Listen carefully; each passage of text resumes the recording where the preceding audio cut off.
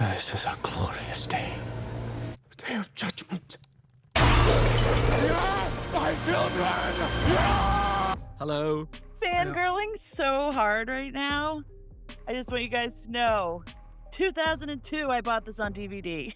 Very good. Thank you guys so much for speaking with me today. I loved the film. I even cried, which is not something I do.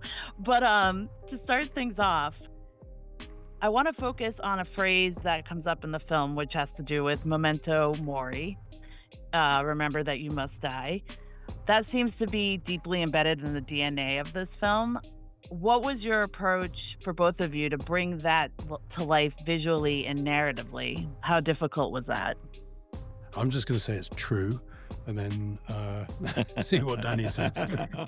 No, it's interesting. It's expectations, isn't it? If you see a horror movie and you've got this Memento Mori thing floating around, you imagine it's going to be slasher, death, haunting, it's going to be Final Destination, or it's going to be that kind of world.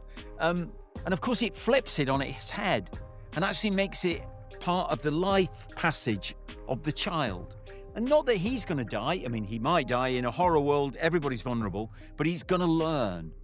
And through it, step into a kind of adulthood that's more progressive, that's more rounded than that which his father imagines for him, which is killing, which is defense, which is a kind of almost military type, tough love upbringing, where he steps into your father's shoes and you keep that lineage going. His mother teaches him something different, and the lesson is completed in so many ways by Dr. Kelson.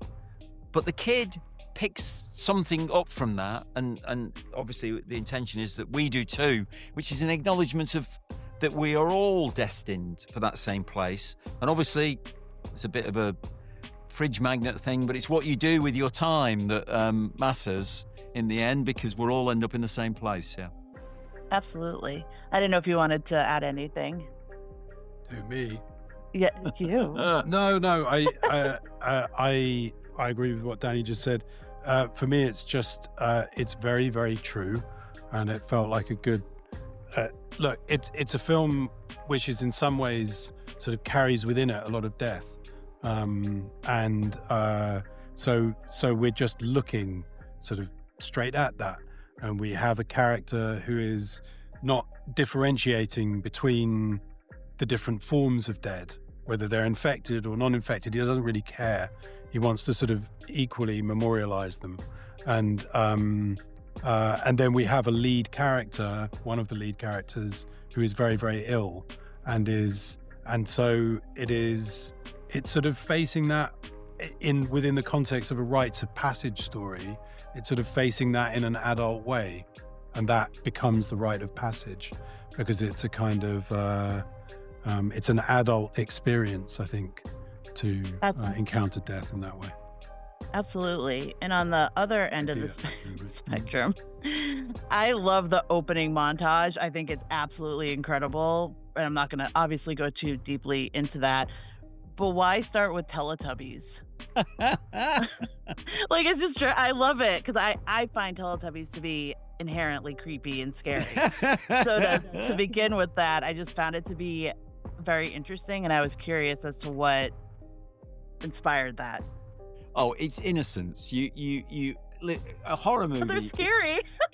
Yeah, that's the adult thing about them. There is a kind of like weird thing with adults looking at them. But for children, of course, it's a symbol of a great innocence, isn't it? And yeah, obviously if you can have that in a film, a horror film, you have an enormous dynamic range between those two elements. And when you smash them together, it's rich and profitable for us to do that. The story writing is also very clever, the way that it is used, not just obviously towards the end of our film, the return of Jimmy and his new manifestation, but the way that is not explained, but the way that you live through that in the second film. The Teletubbies idea does return in the second film, so wait for that in Nia DaCosta's film in February, next February, I think that comes, yeah.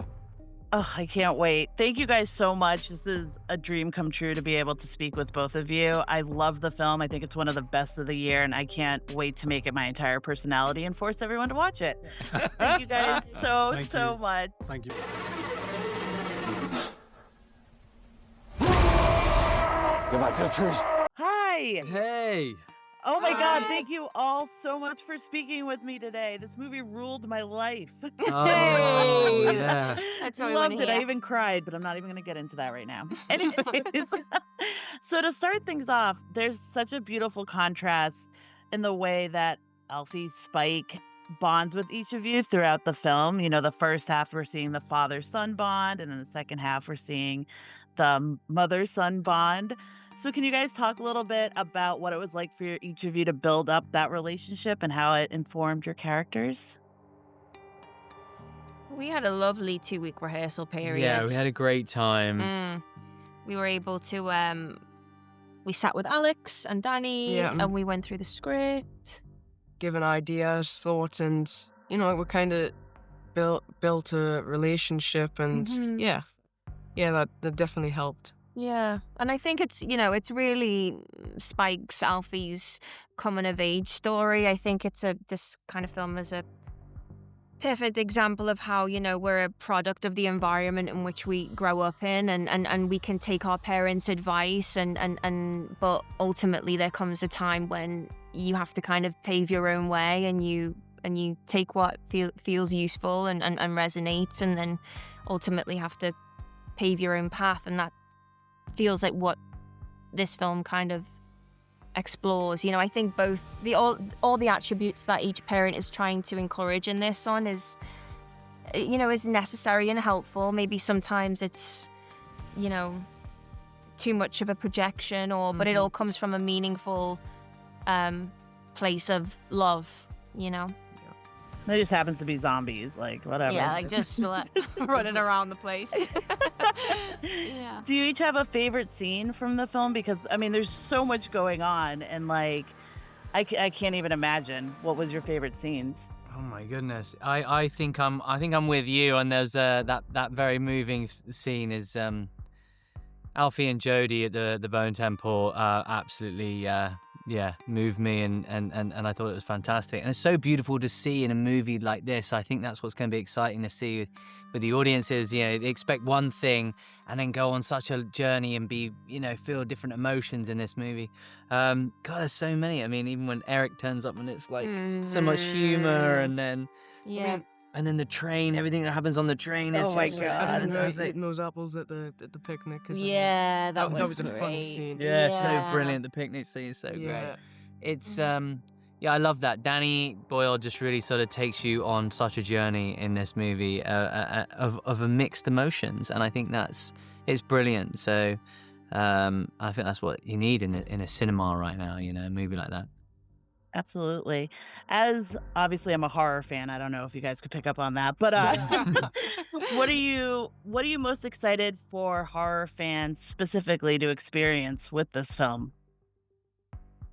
I mean, I think I would say some of the camera work in this movie is so dynamic and is like nothing I've ever seen before. It creates such an immersive experience that I almost at times felt like I was playing a video game. Like there's something about perspective in this movie which I think is so groundbreaking and makes it even more terrifying because it kind of puts you in the driver's seat when you're watching it. Absolutely. I think also for horror fans, it's like, you know, 28 years later, this community have been able to survive. But the virus itself has survived and advanced and mutated and evolved in such different ways. So I think they'll be excited to see how that's kind of progressed, you know? I think they're going to love it. They're going to love it. Yeah. Yeah, I mean, you guys did great. Thank you so much for taking the time to speak with me. This is like one of my favorite movies of the year, so congratulations. And I can't wait to literally make it my entire personality. Thank you. Thank you. Have a wonderful day. You too. Bye. Bye. Thank you for watching, and thank you to our sponsors and Patreon producers for making this video possible. Hit the subscribe button so the creepy fun never has to end. This is Hannah reminding you to keep it creepy.